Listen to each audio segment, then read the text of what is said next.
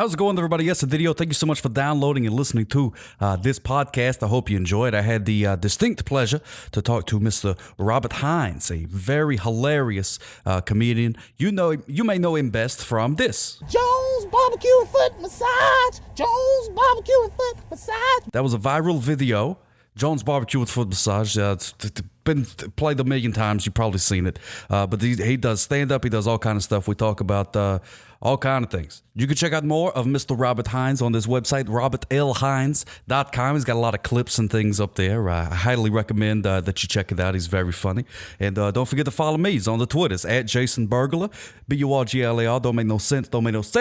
And like me on the Facebooks, Facebook Sock Op Rocks or something like that. And the YouTubes and all that other stuff. You just go to the website, sockoprocks.com. That'll take you everywhere you need to go. So I hope you enjoy this conversation. Thank you so much for listening again. And without further ado, would you play the theme songs already? This is unbelievable.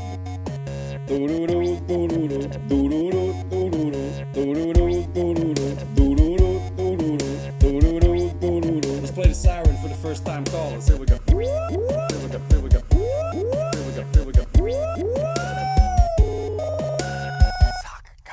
So good to see you, my friend. Thank you so much for joining me today. Thank you guys for having me. Man, so what you've been? You have been. You're an active comedian person. I've watched your videos and things on YouTube's, your stand-ups. Yes, and all kind of stuff. But people, they may know you the best as the man from the Jones BBQ and Foot Massage. Is that true? Jones BBQ and Foot Massage. Oh, there it is. Yes. Tobias Rutherford Jones. Oh, I love it. Tobias Rutherford Jones. So how did all that come up? How long you been doing comedy and stuff? Well, I've been doing comedy about 26 years. Oh, nice. It'll be 26 years in June. Okay. And what happened was there was this group of guys called Big Dog Eat Child. Good name. Okay. They are a sketch comedy group. Okay. And I was working in a coffee house. And they saw me in a coffee house and was like, man, they had this character that they couldn't make work. It was Toby Jones. And so they approached me like, hey, we want to shoot a video about this guy. And they told me who the guy was. And they was like, but we can't seem to make him work. And I was like, okay. So the very first video we shot was called Jones Big Ass Truck Rental and Storage Facility. And I see that one. In like October or November, and in like a month, it had 500,000 hits. Oh, wow. And then I started getting phone. It was a phone number attached to it that I used to answer. The phone wouldn't stop ringing. Oh, people called the phone. Yeah, there was a real phone number that they used to have, and people would call just to see was there a real Jones big ass truck rental and storage facility. Matter of fact, they got outtakes of recordings of them talking to people, leaving messages on the phone. Oh, that's fun. So how would you would answer the phone sometimes? I would answer the phone a lot, and it got to be a problem with my wife. She's like, look, this phone ring all night long. You need to cut it off. Stop pretending to run the truck storage place. Did you do it like, was it Toby Jones would answer the phone? Absolutely, Toby would answer the phone. Oh. Like this one young lady called me and asked me if I could store her math teacher. Oh, yeah. I was like, well, if you can get it here, I'll put it in a box. I like that. It's Toby Jones characters. That is fantastic. Now, a lot of, the video that went viral, which a lot of them, they've all got a lot of hits and things like that. A lot of people think that they are real. Absolutely. That year, we were marketed as one of the worst commercials, according to Esquire. The worst holiday commercials, according to Esquire. That's actually an honor, really. Absolutely. You got to work really hard to be like the worst. And then we went to the second one, which was not as popular, but now it's more popular than the first one, and that's the Jones Good Ass BBQ and Foot Massage. That was the one right there. Yeah, that's the one where Steph Curry did the dance last summer over the playoffs. I've seen that. Yeah. So he did the dance to this jingle, and then the last one was called Jones Cheap Ass Prepaid Legal and Daycare Academy. I got to tell you, that's my favorite one out of all of them. I'm really partial to that one myself. That one cracked me up. I love that one myself, man. I think that one should actually be a TV show, if you ask me, because that's a fertile ground to create Like it puts Toby in a position where he is constantly in a conflict with these kids, and then you got somebody with a legal issue, and you got all these plates to spin. To me, that's the most interesting concept. But it didn't get a lot. It got only like a million or so hits, where the other ones got like 6 and 5 million hits. So. Right, and that's just on the actual one. I see it, this is a problem for a lot of the videos. You see other pages will rip it, and they'll put it up on their page, and then, that one's got 10 million something views on it. They're getting all the credit for it. You're right. You're absolutely right. And they're very protective of the character, so they don't want to lose, they don't want to lose control of it. Yeah. No, that's and it's their character. They came up with a great character. Again, it's this big doggy child. Now, the guys who actually own the character are Romero and Pedro Castro. The Castro brothers actually own it, and those guys are really, really gifted. They're really gifted dudes. Oh, that is cool. So they had the character, but obviously you bring, your own sort of spin to it. They said they had the character that wasn't able to make it work. What sort of did you add to it to help make it what it is? To me, when I read it, when I looked at it, this guy's the ultimate hustler. Right. He'll sell anybody anything, and you can't convince him that he can't sell everybody anything. Like, and when I grew up on the south side of Chicago. South side of Chicago is, matter of fact, if you look at a map of Chicago, most of the murders go on in the district that I lived in. Oh, wow. Yeah. And that place is filled with characters who are trying to hustle. Even if they try, because like you can get crack anywhere, or you can get drugs anywhere in Inglewood. So you got to be a particular kind of drug salesman to excel at selling drugs, because you can get them anywhere. Oh, that makes sense. Yeah, that's true. You got to stay in the point. You got to build a brand. There's a few guys who I've seen sell drugs. I was like, now that guy gonna make some money, because they didn't just sell the drugs; they sold charisma. They sold who they were. Like, I was driving past and I heard this guy screaming. Now, again, this is not like this isn't this illegal thing you're selling. It's totally illegal. Exactly. But he's standing on the corner screaming, "Ready! Already ready!" Now, a ready is a rock. Crack or cocaine, a ready rock. Okay. So his whole thing, I got ready, it's already ready. And I'm like, wow, this dude is just gonna stand here in the middle of the street and sell crack. He may get arrested, but he's gonna sell more crack than the next guy. That's true. You got to have a jingle. Even Jones knows you got to have a jingle. Absolutely. That's exactly what it was. And that's why I saw this character as somebody who has charisma, who could sell anything. As a matter of fact, while we were working on the pilot episode of the show, one of the things I said was, they asked me, "Who is your target market?" And I said, "People."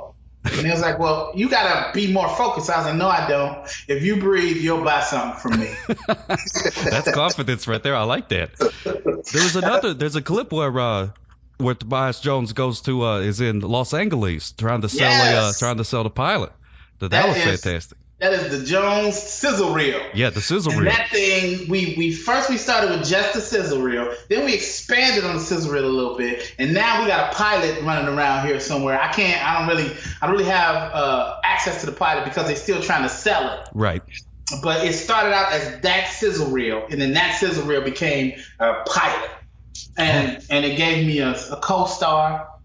And it's just amazingly funny. It's really good. Oh, the whole thing and the whole character is hilarious. And your stand-up is fantastic as well. Thank you, man. Thank you. Yeah, I love it. But all the clips and stuff on YouTube. You still doing like touring around and doing the comedy? Yeah, I'll be on a summer tour. I'll be on tour this summer. We're booking it now. Between my manager and I, we're booking it now. Between Jack and I, we're getting it booked. Man, I have the best manager in the world, man. Me and this guy have become really close friends. And the name of his company is Rice Gordon Pictures, and they do a lot of post-production accounting and a lot of other stuff. And in the middle of all that, I'm like sitting there being represented in some of the best circles you could be in, Oh, that's awesome. And it's really cool. And so we are booking a summer tour in the Midwest because I got a lot of connects in the Midwest.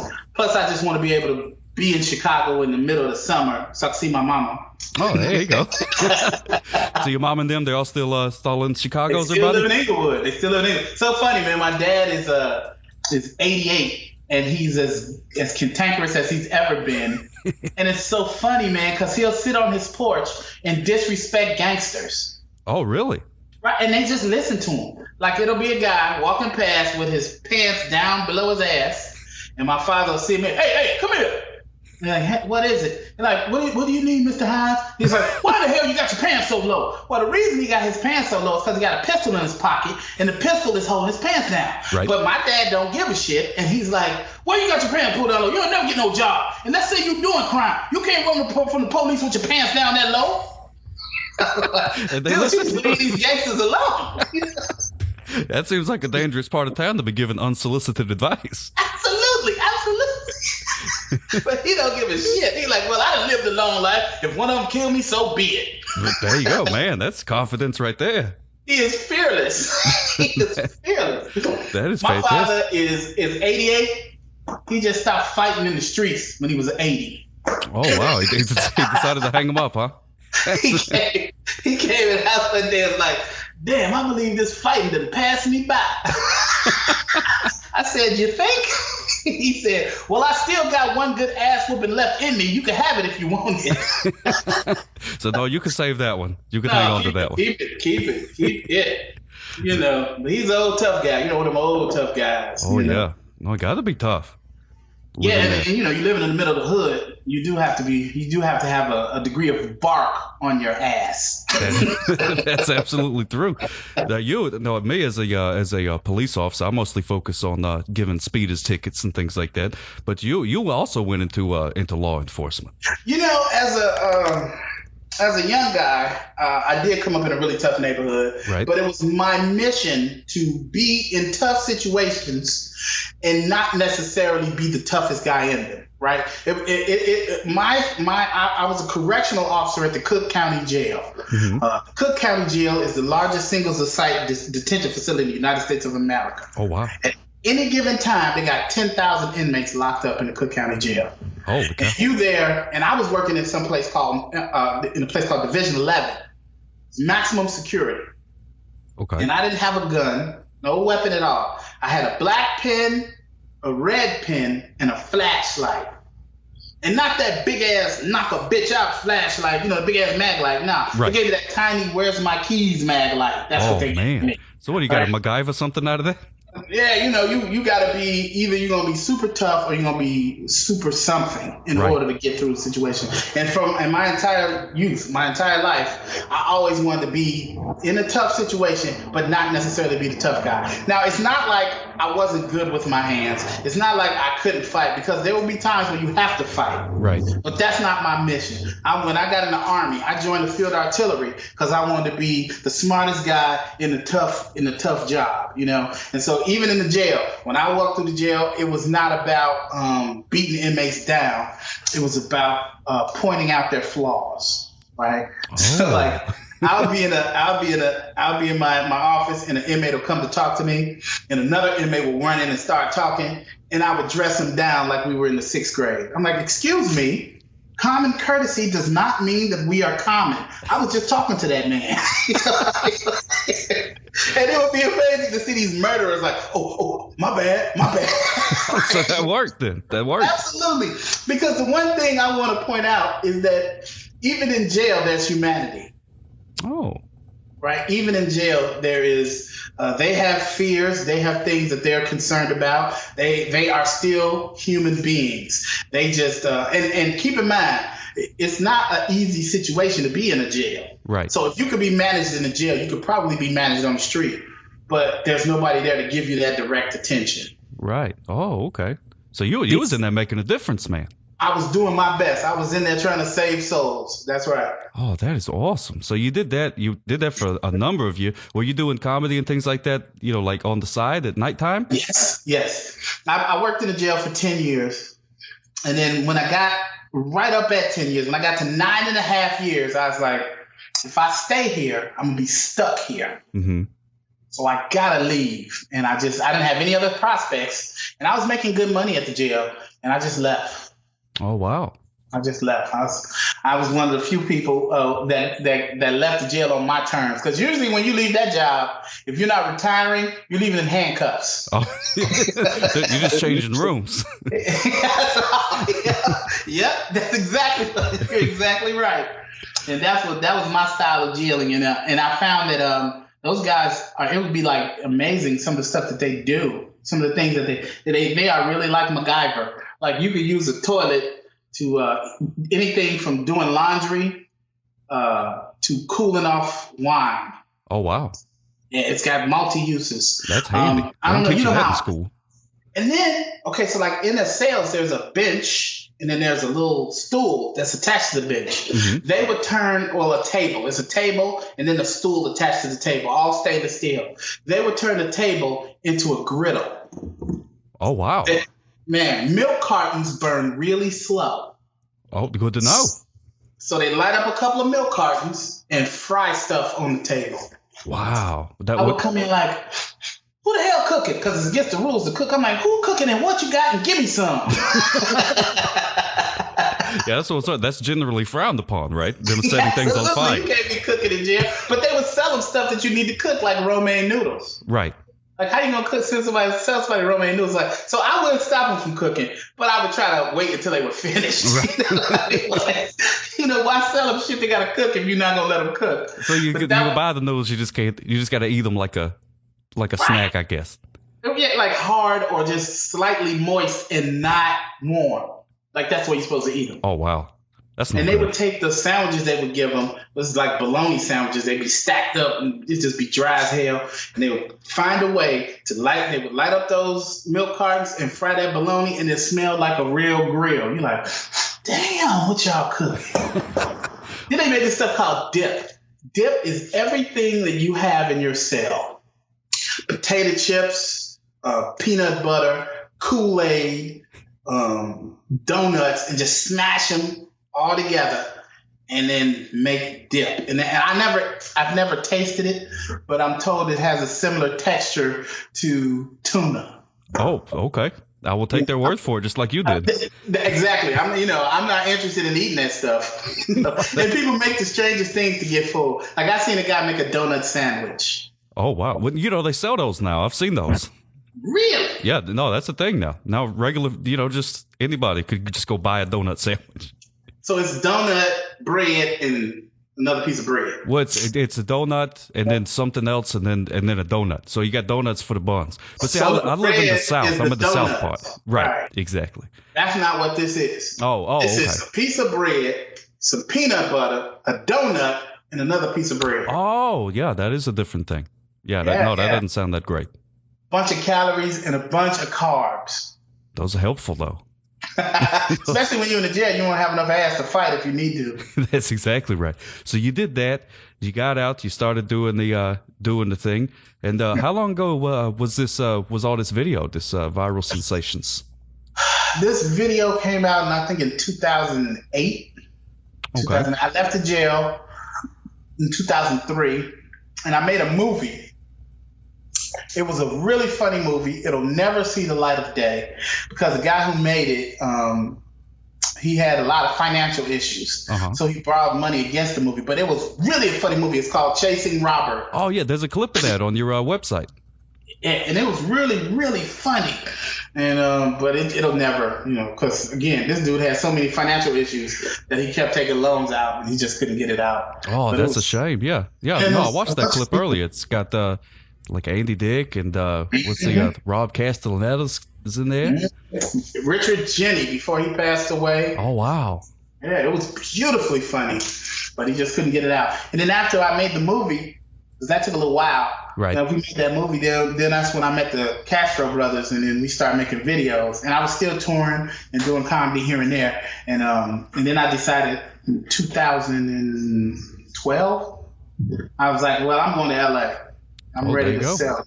Yeah.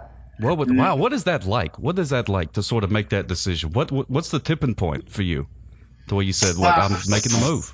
When I felt like I was proficient enough to be a professional amongst the best of professionals. Oh wow! When I felt like I could stand up to the competition. There you go. That's pretty cool. So was the because you did that. I mean, you've done comedy, which is, I mean, there's not like a degree that you go and get for comedy or anything like that. No. So you just sort of picked up and learned things. Right. It's what's so interesting that you say that. When I started doing comedy, Bernie Mac was still in Chicago. Oh, and Bernie man. Mac would take you with him on little neighborhood tours. Oh, right? that is awesome. Yeah, and he would let you open for him, and for opening for him, he would give you tips on your stand-up. Oh, wow. So that's kind valuable. of my classroom setting, was working with Bernie a lot. Wow, you can't do much better than that. Man, and he would be rough on you too. Like, he was really a mean fella. He was fairly mean. Like, he would say stuff like he would take you to the worst hood joint. And I'm not necessarily hood. I'm just, I'm a comic who happens to be black. Right. I'm not necessarily what you would call a black comic. Right. And I don't mean that to disrespect any other comic or any other style of comedy. It's just not my thing. Right. I've never had to sell crack. I don't really know, how many crack balls come in an 8-ball. I wouldn't know. You know what I mean? That's not my life. I had both my parents, and I've had a pretty good life up to this point, right? So I don't have that anger that a lot of hood comics have. Right. There is anger there, but it's not the same. And so you go up there and try to do like this little cutesy tootsy shit I was doing, and then they looking for him, and they want him to come out and talk about illicit sex acts or whatever he talking about. Right. And so after the show's over, he walk up to you and be like, "It's a damn shame when you can't entertain your own people." Like, wow, that hurt. That cuts to the bone right there. Absolutely. So, but I trained a little bit under Bernie, and then when I got out here, excuse me. So in Chicago is a tough town all around, from top to bottom. Oh, really? And there are people who will sell you classes that aren't really classes. Like, they'll sell you comedy classes. They just want you to pay to be on their stage, and there's people who do that. Well, I didn't want to take any of those classes. So when I got out here and I see acting classes, I'm like, I don't know. Yeah. So I actually broke down and took a class at Upright Citizens Brigade. Right. And I loved it, and it made me a better stand-up. It made me a better actor, and so I took a few more classes, and so now I'm getting scholarships from them to be at the highest level of their studies. Oh, nice. Yeah, and I would advise anybody to, if you want to be better at your craft, give in. You don't know everything. Right. Study and get better at it. And it has made me that much better of a Toby Jones. It has made me that much better of a stand-up. It is just amazing. Wow, that's good to know. So going to the UCB. So why did you pick Los Angeles over like a New York? Because of the weather. I lived in Chicago 42 years. Oh. And I didn't want to see another winter that was like the winters in Chicago. It gets so cold in Chicago, you exhale and your breath freezes on your lip. That doesn't seem like a good place to. Why do people live in places like that? Like, we got to be aliens, I believe.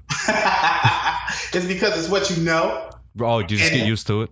Man, and I tell you what, when the weather is good, the comedy isn't. So like when it gets warm outside, nobody want to be indoors. They want to be outside. Oh, that's true. So you got to work from like September to like March. From September to March is when you get the best comedy shows. Maybe it'll slow down like in April. But after that, like when the weather starts to break in May, you can give it up. It's about over. Nobody's coming into the thing. Nobody's coming into the club unless you bring in somebody with a huge name. Right. So that you got to be ready for that. So out here, you can go anywhere, any time of the year, and it's still cool because people have so many people here, and they have other things to do. But at least they like comedy, so that's you true. Still draw a crowd on a Wednesday night if you need to. So have you kind of integrated into like the comedy community over there? You like meeting peoples, and do you have like a little group that you run around with? Not necessarily. I have a club that I work out of called the Ice House. I like the Ice House. Ice House is the first comedy club in America. It's the oldest comedy club in America. Oh, wow. And I work out of there. I don't necessarily want to just be hanging out in clubs all night. I'm trying to get a TV show. So that's what my focus is. There you go. Oh, that'd be fantastic. The TV show, I think that would be fantastic because that's the first thing that I think of whenever I see it, because it's a commercial, but I'm like, this should be the show, not the commercial. Well, thank you, man. I appreciate that. So that's good to be. But that's so you've gone out and done you're working on that, shopping that thing around. Mm-hmm. You've done, so there's other stuff shot. Yeah, we working on that and we shopping it around. And then at the same time, I'm trying to write other stuff. Oh, trying to write cool. other shows that we think will be interesting to get out there. That's cool. Now you do another character. I couldn't find out a whole lot about this, but there's some on your website that mentioned of a Negro Pope. Yeah, that started out as a joke. I was like, shoot, if I'm gonna get a job, I want to be the Pope because he got everything, right? Like he got his car, he got a city. And I was like, but it would be interesting being a Negro Pope. Because the first thing you have to do is you have to prepare the people for it. So I would have like a choir with 2 women, like a 2-woman choir. And just so happened I found twins to do it. And they would announce me when I come in. So before I come in the room, they'd come in like, Negro Pope. And then I come in. And then I go out issuing out blessings. But here's the thing. Negro Pope is not necessarily religious. Oh, really? It's more a lifestyle. Oh, okay. Right, that sounds good. So your money could have an afterlife, like a life after you give it to me, you see? Okay, yeah, that's making sense. This I can get behind. Absolutely. And if you don't have a lot of money, you can't take your money where it need to go like I can. If you give your money to me, I can have your money out on a yacht. Oh, my money would like that. Man, and your money would love to hang out with Diddy. I can hang out with Diddy. You can't because you're not the Negro Pope. Exactly. So really it behooves you to give me your money so your money can live the life you could only dream of. Wow, that's beautiful. I like that.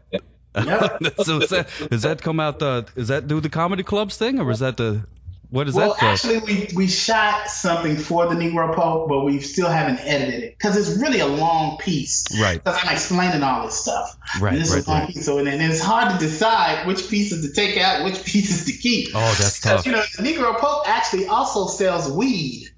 Oh, okay. That's good. It's called Holy Shit. Weed you can believe in. I like it. I like that. And it's actually been Pope Daddy tested. Oh, so the Negro Pope actually got to test the batches, yes, of course. Absolutely. I can't sell nothing that I don't use. That's I true. got to know what it is to sell it. And it is the type of thing where you are guaranteed to get as close as you can to heaven without dying. Wow. Yep. I think you might have sold And we also me. are selling, we're working on edibles. So we want to so Negro Pope is putting together Pope bacon. Oh, that sounds good. Bacon infused with weed. Oh, okay. I thought it was just holy bacon. There you go. Absolutely. So there are products that are associated with the Negro Pope, and plus he he licensed shit like the Olympics. So the Olympics. Yeah, so it's like the official snack cake of the Negro Pope. Oh, I got you. Okay, the official soft drink. Okay, there we go. I'm trying that's to deal good. with Nike so I can sell Air Pontiff.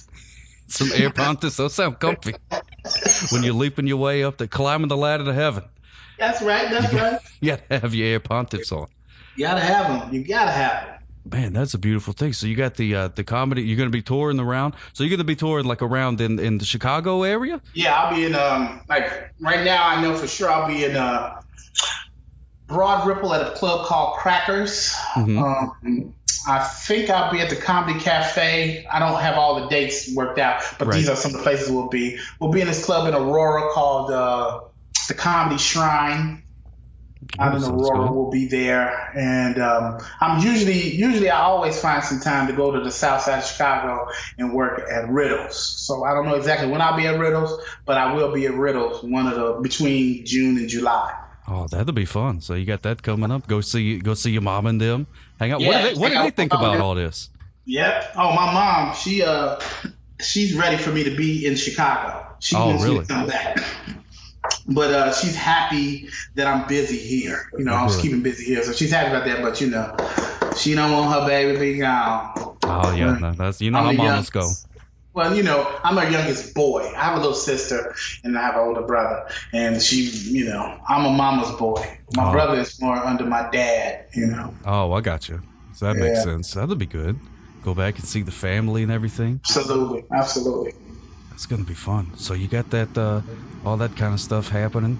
You got those things. How did your life change because you guys made that video? Obviously, you make comedy videos. You do things, you put them out there. You don't know what's going to happen. I mean, how did things change whenever you happen to look and see that this was taking off, and the next thing you know, you got celebrities dancing to a jingle. Yeah, I got the opportunity to do Good Morning America, which was really fun. Oh man, that sounds like fun. Yeah, it was just a real brief spot, but it was there. We did that. I think the biggest thing that changed was that I got more recognized. Like I'll be in an airport or something, and somebody will walk up to me like, "My husband loves you. Can I have your autograph?" And it's usually young white guys. Like they dig Toby Jones, and Toby digs them. It's like the ultimate America story. Right. It is, let's get past all of the color and all the bullshit and let's just hang out and have a good time and rock it till the wheels fall off, I like that. So people do recognize, but obviously they say Toby. Do they say Toby?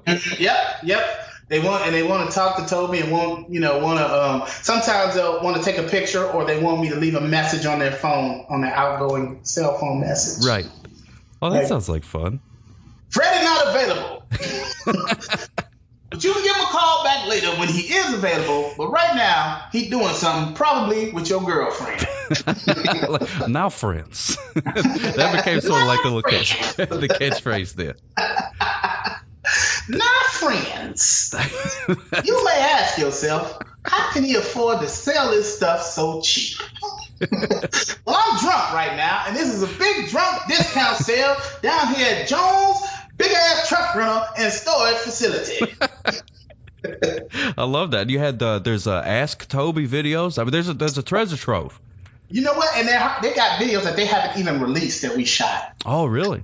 Yeah, they I don't know what they're holding back for, but they have not released them, and we shot them over the last summer or so. One of them, I don't know if did they ever put up the one about was Michael Jordan versus LeBron James?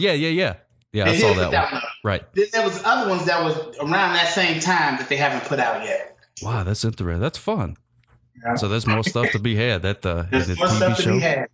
Yep. TV show coming out. Well, that's fantastic. Do you have before I let you go here, do you have any sort of life advice that you would like to leave anyone who may be listening to this? Sure.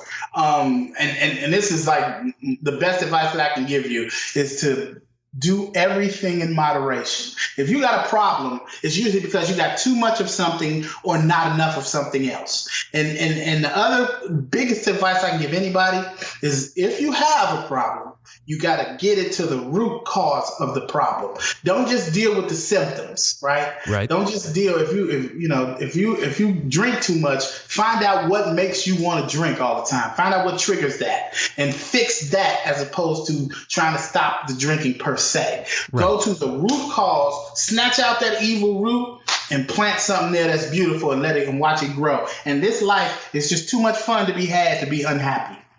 Oh, I love it. I think that's the best advice that I've ever gotten on this show. That's beautiful. Well, I appreciate that. Well, I appreciate it. Thank you so much for being on the show, Mr. Hines. And I wish you nothing but the best. We'll have to catch up after that TV show sells, and then everybody's clamoring to have you on their TV shows and stuff. We'll have to get you back. I would love to do that, and then maybe we should go out and fight crime together. Yeah, that would be fun. That'd be fun. I catch the speeders, and then you make fun of them for speeding. That would be a good show. I would watch that show. Absolutely. Well, thank you for having me, man. It's been a lot of fun. This is unbelievable.